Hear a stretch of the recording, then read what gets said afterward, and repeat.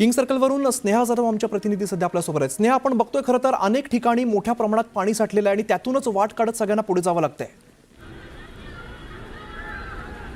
नक्कीच आपण पाहतोय गेल्या दीड तासापासून ही जी परिस्थिती आहे, 1.5 ते 2 तास झालेले आहे। या ठिकाणी किंग सर्कल या परिसरामध्ये पाणी साचलेलं आहे, अजून देखील पाणी तसंच आहे आणि याच परिसरातून वाट काढत लोकांना जावं लागते। शाळेच्या बसेस देखील याच परिसरामधून जात आहेत। आपण काही वेळापूर्वी पाहिलं होतं शाळेची बस या परिसरामध्ये अटकून राहिलेली होती। आता देखील खूप बऱ्याच प्रमाणात हे जे वाहन आहेत ते बंद पडताना पाहायला मिळत आहेत, कारण याच पाणी साचलेलं आहे आणि तेच पाणी वाहनांच्या मशीनमध्ये जात आहे। त्यामुळेच वाहनांना देखील फटका पडत आहे। वाहनधारक देखील याच पाण्यातून त्यांना वाट काढत जावं लागते, त्यामुळे मोठ्या प्रमाणात वाहतूक कोंडीचा परिणाम आपल्याला पाहायला मिळतो। इथे जर पाहिलं तर पुन्हा स्कूल बस, आपल्याला शाळेची बस आपल्याला पाहायला मिळते आणि याच शाळेच्या बसेला याच पाण्यातून वाट काढत जावं लागणार आहे। इथे आपल्याला शाळेची बस काहीशी थांबलेली पाहायला मिळते।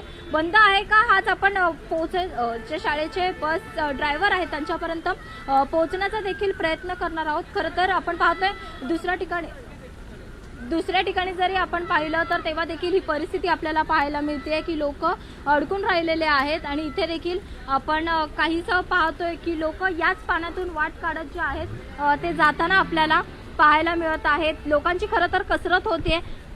काय त्रास होतोय तुम्हाला?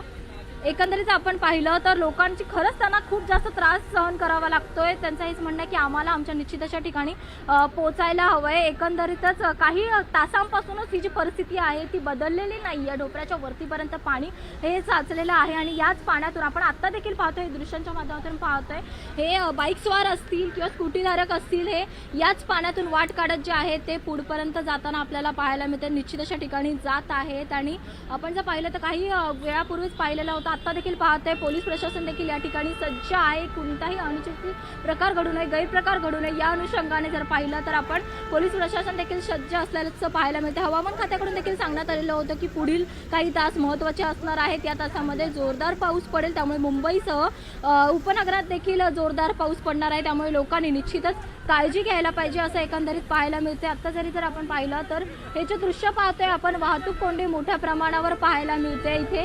एकंदरीतच याच वाहतूक कोंडीचा सामना आजच, म्हणजेच आज खरं तर आठवड्याचा पहिला दिवस आहे सोमवार, आणि याच सोमवारच्या दिवशी लोकांना वाहतूक कोंडीचा सामना जो आहे तो मोठ्या प्रमाणात करावा लागतो। ही शाळेची बस जी आहे आपल्याला पाहायला मिळते, ती गेल्या काही वेळापासून याच ठिकाणी थांबलेली आपल्याला पाहायला मिळते। एकंदरीतच ही परिस्थिती जर बघितली तर कशी परिस्थिती आपण एकंदरीत दृश्यांच्या माध्यमातून पाहतोय। याच पाण्यामधून, इतक्या साचलेल्या पाण्यामधूनच याच वाहनधारकाला जे आहे ते वाट काढत पुढे जावं लागणार आहे। आपण त्यांच्याशी बोलण्याचा देखील प्रयत्न करणार आहोत आणि त्या अनुषंगाने आपण पाहतोय की इकडे जी परिस्थिती आहे ती एकंदरीतच शाळेची बस इथे आपल्याला अडकलेली पाहायला मिळते। आपण त्यांचे जे धारक आहेत त्यांच्याशी संवाद साधणार आहोत। काय परिस्थिती आहे सध्या?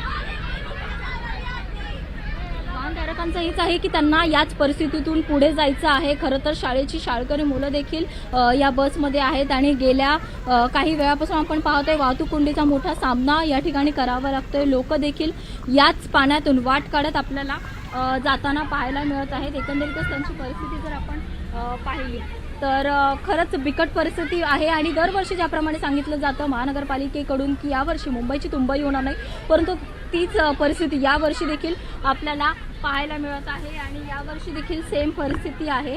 एकंदरीत आपण पाहतोय की जे वाहनधारक आहेत ते याच ठिकाणाहून वाट काढत पुढे पुढे सरसावत आहेत।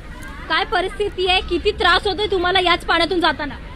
1 घंटे से हम लोग फंसे इधर पानी में। बहुत बारिश हुई है रात में।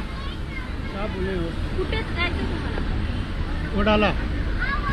कधीपासून प्रवास करताय? हाँ, कितने देर से ट्रैवल कर रहे हो आप? 1 घंटे से इधर फंसे हैं। बहुत तकलीफ हो रही है यहाँ पे पानी में से जाने के लिए। गाड़ी बंद पड़ी आपकी? गाड़ी बंद हो गई है। अभी कैसे जाओगे आप? अभी वापस जा रहे हैं घर पे। 1 घंटे से हम लोग उधर से आते आते 1 घंटे से फंसे हम लोग। गाड़ी बंद भी हो गई है, किधर जाएं? मेरा पैर गिर गया गाड़ी का बेंच पे। आपण जर पाहिलं तर एकंदरीतच ही परिस्थिती जी आहे ती वाहतूक कोंडी मोठ्या प्रमाणावर किंग सर्कल या परिसरामध्ये झालेली पाहायला मिळते आणि जे पाणी गेल्या काही तासांपासून इथे साचलेलं आहे ते मात्र कुठेही कमी होताना पाहायला मिळत नाहीये। कमी पाऊस झालेला आहे तरी देखील पाणी ज्याप्रमाणे मगाशी होतं त्याप्रमाणेच आत्ता देखील आपल्याला पाहायला मिळते। निश्चितच. स्नेहा, तुम्ही सोबतच राहा. आपण जाऊया उदय जाधव दादरमधून आपल्या सोबत आहेत. उदय, आपण बघतोय मुंबईत अनेक ठिकाणी बघायला मिळते की मोठ्या प्रमाणात पाणी साठलेलं आहे आणि त्यातूनच वाट काढत सगळ्यांना प्रवास करावा लागतो. एकीकडे रेल्वे वाहतुकीवर परिणाम आणि दुसरीकडे आपण बघतोय की रस्त्यावर सुद्धा तीच परिस्थिती आहे. सध्या ती दादरमधली काय परिस्थिती आहे?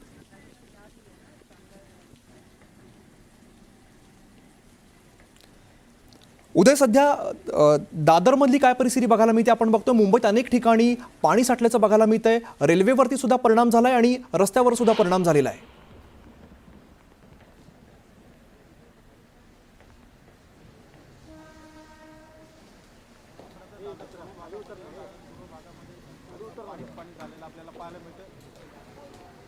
अति मुसळधार पावसामुळे मुंबईकरांची कशी हालत झाली आपण इथं पाहू शकतो. शाळेतले विद्यार्थी जे आहेत त्यांना शाळा लवकर सोडली गेलेली आहे, त्यामुळे शाळेतले विद्यार्थी देखील इथे या साचलेल्या पाण्यातून मार्ग काढत पुढे जाताना आपल्याला पाहायला मिळतं. दादर पूर्व भागात हे रस्ते समोर आपण पाहतोय की अनेक पालक आपल्या विद्यार्थ्यांना घेऊन जाताना आपल्याला पाहायला मिळतात. त्याचबरोबर आपण पाहतोय की जे मुंबईकर आता घरी जायला निघालेले आहेत ते देखील इथे या साचलेल्या पाण्यातून मार्ग काढत पुढे पुढे जाताना आपल्याला पाहायला मिळतं. संपूर्ण दादर पूर्वचा हा भाग जो आहे तो पाण्याखाली गेलेला आपल्याला पाहायला मिळतोय. त्यामुळे सर्व शाळा कॉलेजेस जे आहेत ते सोडण्यात आलेली आहेत. विद्यार्थी देखील गुडघाभर पाण्यातून मार्ग काढत आपल्या या रेल्वे स्थानकाच्या इथे येताना आपल्याला पाहायला मिळतात. पालक देखील काहीसे धास्तावले होते. त्यामुळे या अतिमुसळधार पावसातून आपल्या सुरक्षित घरी पालक देखील शाळांमध्ये जाताना आपल्याला पाहायला मिळतात. समोर आपण पाहतोय की संपूर्ण पाणीच पाणी झालेलं आपल्याला पाहायला मिळते. या साईडला जर आपण पाहिलं की दादर पूर्वेकडे जाणारा हा मार्ग आहे आणि तो मार्ग देखील संपूर्ण पाण्याने भरलेला आपल्याला पाहायला मिळतो आहे. कुठे गुडघाभर पाणी झाले, कुठे हे झालेलं आहे, तर कुठे आपण पाहतोय की गाड्या ज्या आहेत त्या पाण्यामध्ये अडकलेल्या आपल्याला पाहायला मिळतात. आपण पाहतोय की बाईक जी आहे ती देखील पाण्यामधून पुढे जाताना आपल्याला पाहायला मिळते. अशीच परिस्थिती या संपूर्ण दादर पूर्व भागामध्ये आपल्याला पाहायला मिळते. दादर पूर्व भाग असेल, परळ असेल, लालबाग असेल, या करी रोड असेल, या संपूर्ण भागामध्ये अति मुसळधार पावसामुळे पाणीच पाणी झालेलं आहे आणि या पाण्यातून मुंबईकरांना आपापल्या घरी आणि ऑफिसेसमध्ये आपल्याला पाहायला मिळतात आणि अतिशय बिकट परिस्थिती या अति मुसळधार पावसामुळे मुंबईची झालेली आपल्याला पाहायला मिळते आहे.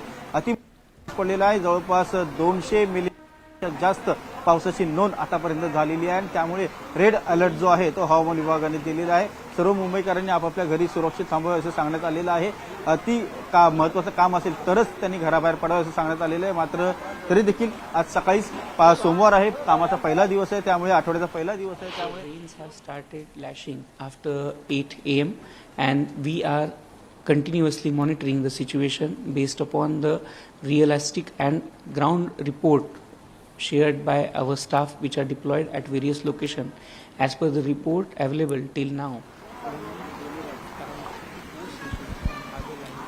पुण्याला जाऊया आपण. उदय जाधव आपल्या सोबत आहेत. उदय, आपण बघतोय खरं तर शाळांना सुट्टी जाहीर केलेली आहे, मात्र सकाळच्या सत्रातल्या ज्या शाळा आहेत, जे विद्यार्थी आधीच शाळेत आले होते त्यांची जाण्यासाठीची काय सोय करण्यात आलेली आहे?